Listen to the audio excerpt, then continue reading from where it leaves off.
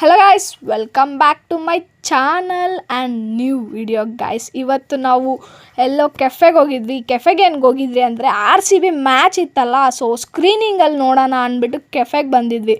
So match ಮಾತ್ರ ಕ್ರೇಜಿಯಾಗಿತ್ತು. So ನಾವು ಬಂದು ಸುಮಾರು ಒಂದು 7 ಜನ ಹೋಗಿದ್ವಿ. ನಮ್ಮ ಅಣ್ಣ, ನಮ್ಮ ಅತ್ತಿಗೆ ಮತ್ತು ನಮ್ಮ ಅಕ್ಕ, ನಮ್ಮ ಅಣ್ಣ, ನಮ್ಮ ಮಾವ ಎಲ್ಲ ಹೋಗಿದ್ವಿ.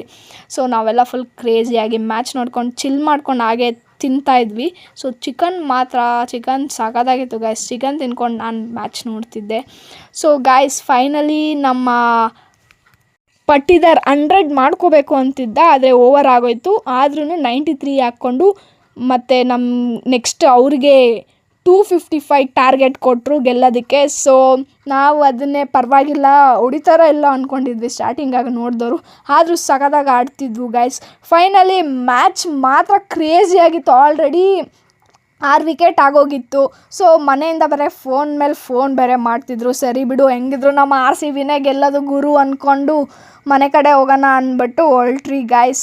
ಹೆಂಗಿದ್ರು 6 ವಿಕೆಟ್ ಆಗೋಗೈತೆ, ಇನ್ನೆಲ್ಲಿ ಅವ್ರು ಗೆಲ್ತಾರೆ ಅಂದ್ಬಿಟ್ಟು. ಸೊ ಐ ಹೋಪ್ ಈ ವಿಡಿಯೋ ನಿಮ್ಗೆ ಇಷ್ಟ ಆಗಿರುತ್ತೆ ಅಂತ.